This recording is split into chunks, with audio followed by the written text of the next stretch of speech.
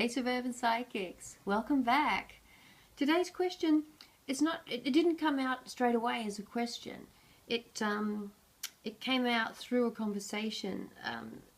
Somebody called Lou was relaying a situation to me she'd had where she got into a bit of an argument with somebody. She was chatting to a friend on the phone. He was shitty and having a bad day. He's a bit snippy about things. And she said whatever, which was petty, but she was also feeling frazzled. And the conversation went on a bit further. He then said he was going to ring somebody and really give them a mouthful about what was annoying him. And she said, I strongly advise you don't do that. She knew it was just his frustration speaking, that he would regret making that call. And she said, I really strongly advise that you don't do that. And he said, whatever. So that sparked her, and she said, don't you whatever me. And then he said the magic words, you had it coming. You had it coming. And that struck her. It really struck and triggered her. The conversation went on a bit further and petered out, and that was the end of it. But in the relaying of the conversation, that really had stuck with her. She could not shift it. And I said, why don't we find out what's behind the trigger there? Because of all the whole conversation, those 4 words, you had it coming, you couldn't shift. And I think on any level, they're stupid words that you can't shift. No one has it coming. There's a reason that provocation is not a cause in the legal world. You're meant to be bigger than whatever somebody else is doing. You're meant to take full responsibility for your own behavior, your own pettiness, your own nastiness, your own whatever. You don't say, you had it coming, you deserve it, therefore that gives me permission to be a shit or to be whatever. So it's obviously he was having a bad day because she got to see the very basest part of him. But it triggered her. So regardless of what was going on with him for the day, it triggered her. And that's what we want to deal with. And with all of the energy that's going on at the moment, by the time this recording's posted, we'll be past it. But this weekend is all about the solar eclipse, the new moon, spring equinox, and in a nutshell, it's all about transformation and letting go. Letting go of everything that's come up to this point and deciding how you move forward. So more than ever, the energy right now is supporting Lou in letting go, not letting this comment be stuck right in her heart, between her throat and her heart, where it's stuck right now. We want to get that shit out of there so she can move forward unencumbered by this. And sometimes we don't get closure or resolution with the other person. We don't. For whatever reason, we don't get to address it with them or to them. And we have to find a way to get that closure on our own, to allow those emotions that it's brought up for us to flow and to continue, not to hold on. And I think it's one of the hardest lessons we have to learn in life. We're always in relationships, parents, siblings, school friends, co-workers, commuters on the train in the morning, the guy that serves you coffee. We're in relationships all the time. And the hardest thing to learn is to let stuff go, to let it go. And it's also, I think, one of the most important skills we can learn in relationships and in life. So, for Lou, let's find out what really, really triggered her around these words, you had it coming. Because, yeah, they're shitty words. They're really shitty words. But it got her on a very deep level. And we want to give her some more information about why that was so. So I'm going to look at, on the table, I've got the Body System books, my fabulous crystals, and the oracle that I've got on Pinterest at the moment with about 46 items on it roughly. But I'm not really being drawn. Oh, well, okay. I am being drawn as my eye keeps hooking back to an anatomy book, The Concise Human Body. So we'll just see what part of the anatomy is calling out to us in there, because from that we can then dig a bit deeper. We can look at the chakra that the part of the anatomy is related to. We can also look at specific commentary by Louise Hay and Annette Noontal around what that organ might be expressing, or the challenges in that organ.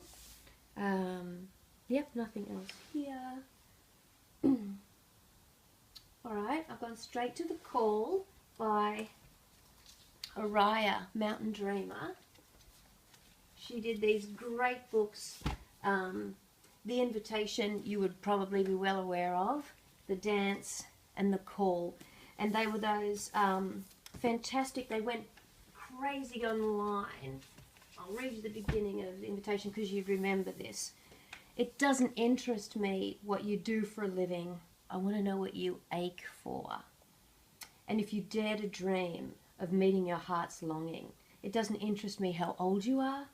I want to know if you will risk looking like a fool for love, for your dream, for the adventure of being alive. Oh, you're getting goosebumps. Just remembering that poem. So, her books are beautiful, they're evocative. So there's going to be something fantastic in that one for Lou. And I'll try to get a little third item, because 3 is the magic number. Oh, well, we've had this one before. This is The Power of Habit. So we'll see what that's got to offer Lou. So the first one, making a note of this because I'll blog post this afterwards with links to the books and a little bit more information that came up.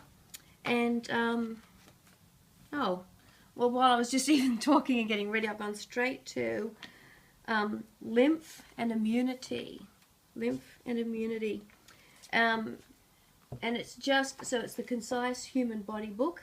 It's literally an anatomy book.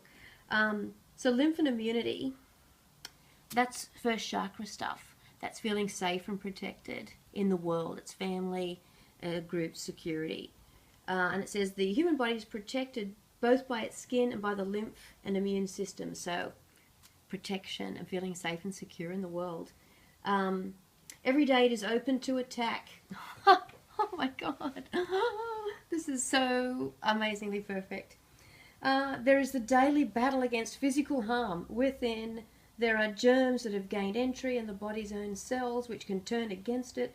The immune system fights on both of these fronts, chiefly with roving white blood cells. Their transport and supply networks use the blood and also the fluid, blah, blah, and the nodes of the lymphatic system.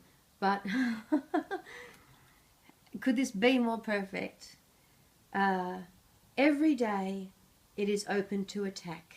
Externally, there's the battle against physical harm, and within, there are the germs that have gained entry. And I would say, and within, there are the germs that have gained entry.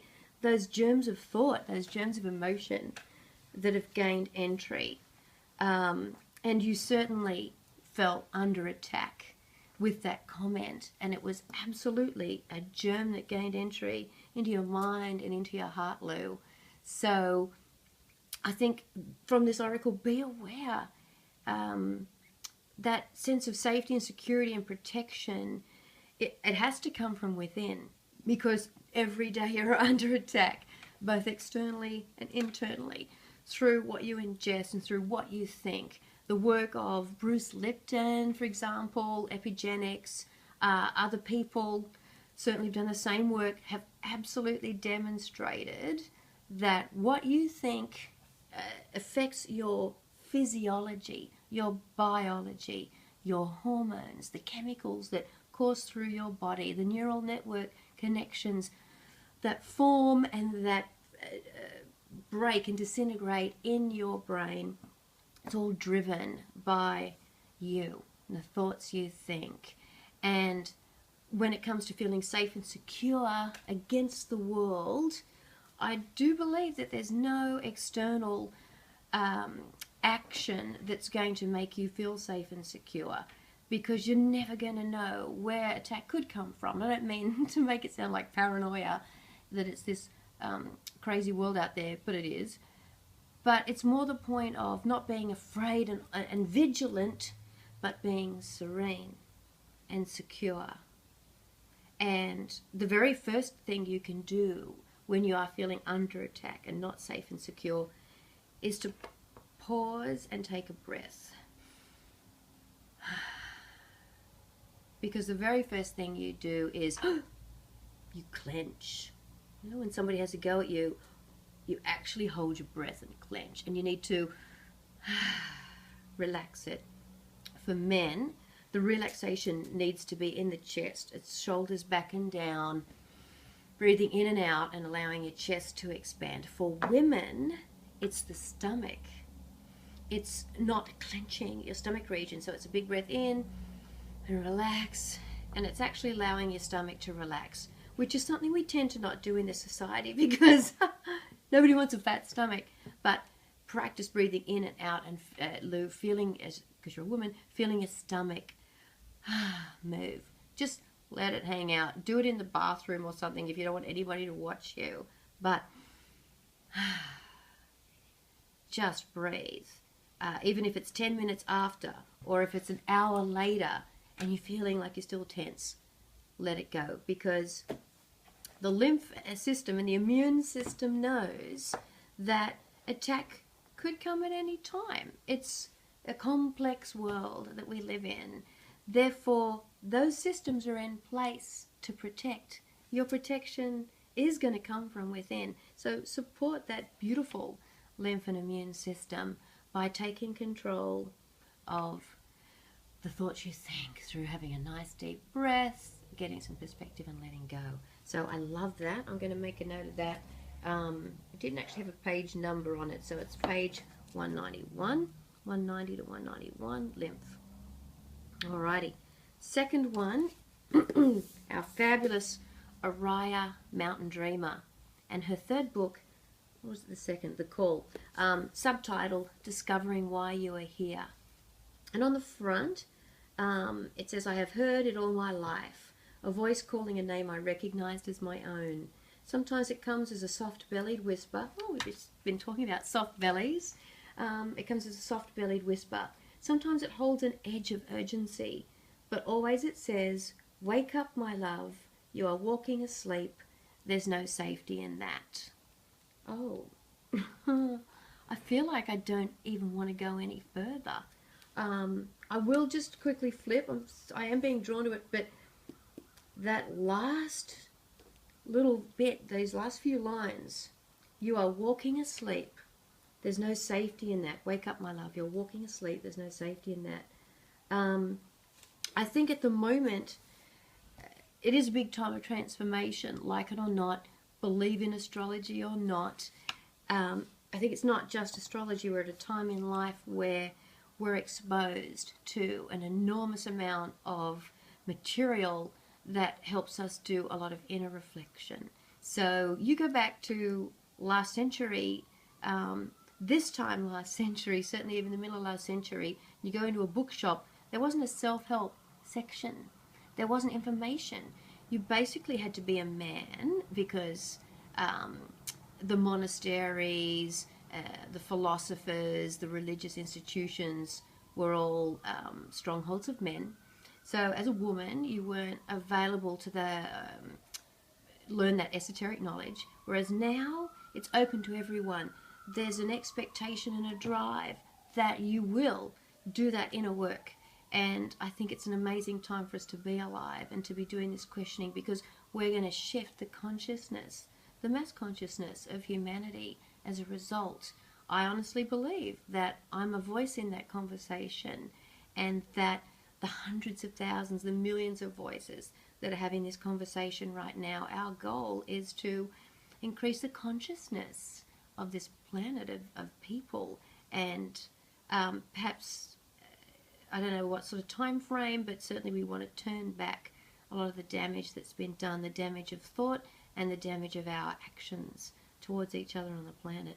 So it's a conversation. And so this whole business of being you know, wake up, my love, you know, don't walk around asleep. We're really being jarred, excuse me, jarred awake at the moment by the astrology that's going on as well. And I love that Lou was awake enough to go, shit. That was a shitty comment, but it hit me so hard. I need to stay awake and find out what's going on there.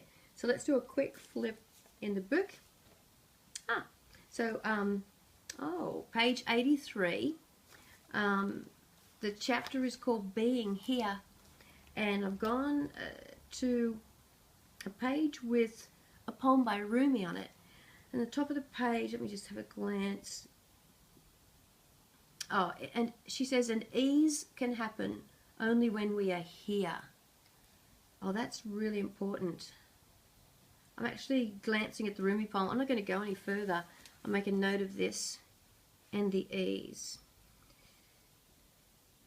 The message for you, Lou, from that is, when we get triggered, we're drawn into the past. We're drawn into previous times when not necessarily those words, but the feelings that those words create have replayed over and over and over in our life. And very much what she's saying is, and the ease can happen only when we are here, now. Not 5-year-old Lou, 10-year-old Lou, 15-year-old Lou, whatever.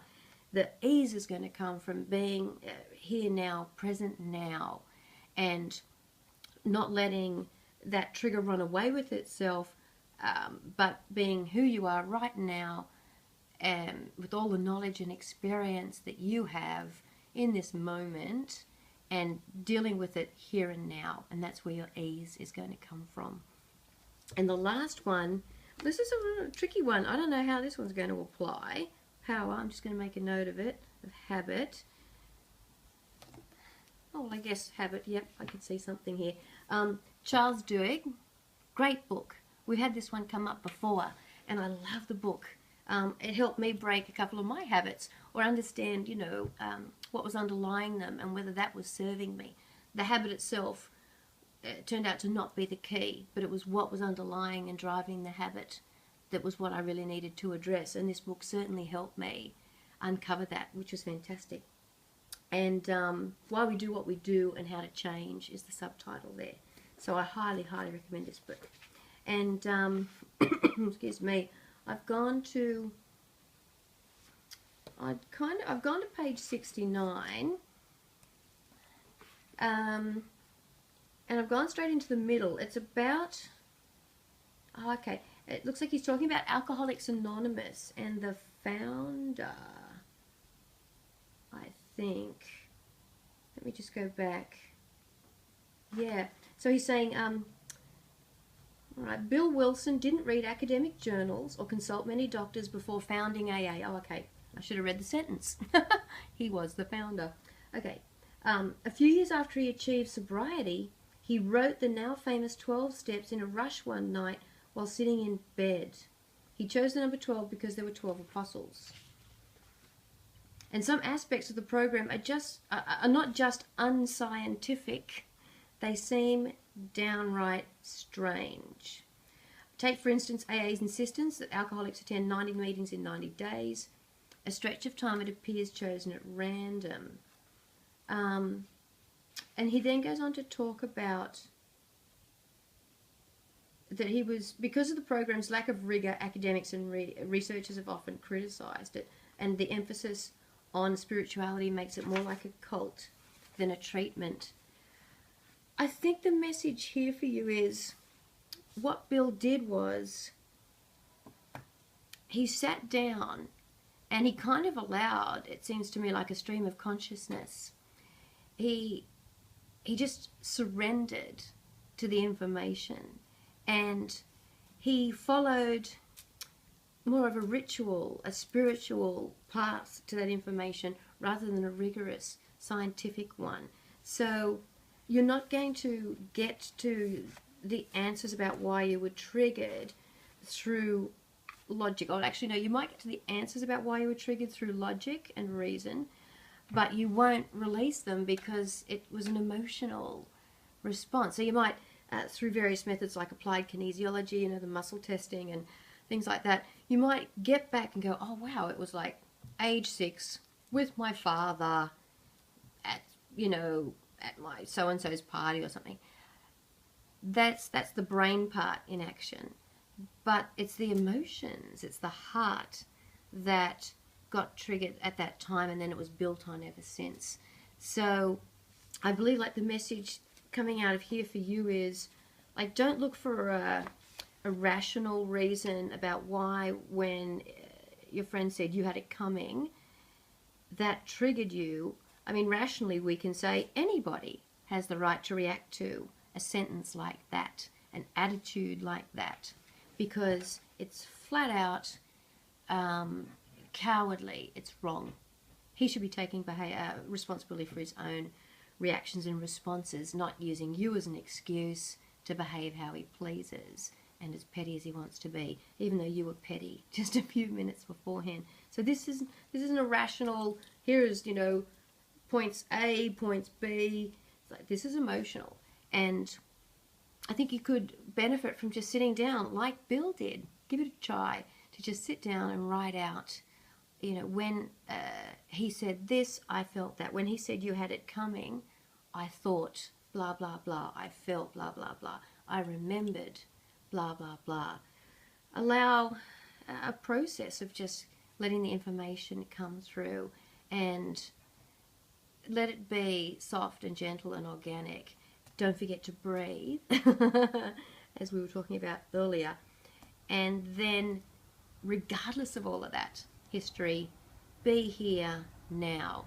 So from the page we went to in Araya, be here now, because the ease can only come in the present. You can't translate ease back into the past. You can't translate ease back into that conversation, which is in the past now.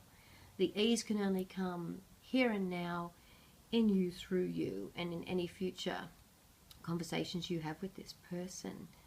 Wow, so that was pretty big, but the energies, I think, were just pushing for something big anyway, so I hope this hasn't gone on too long.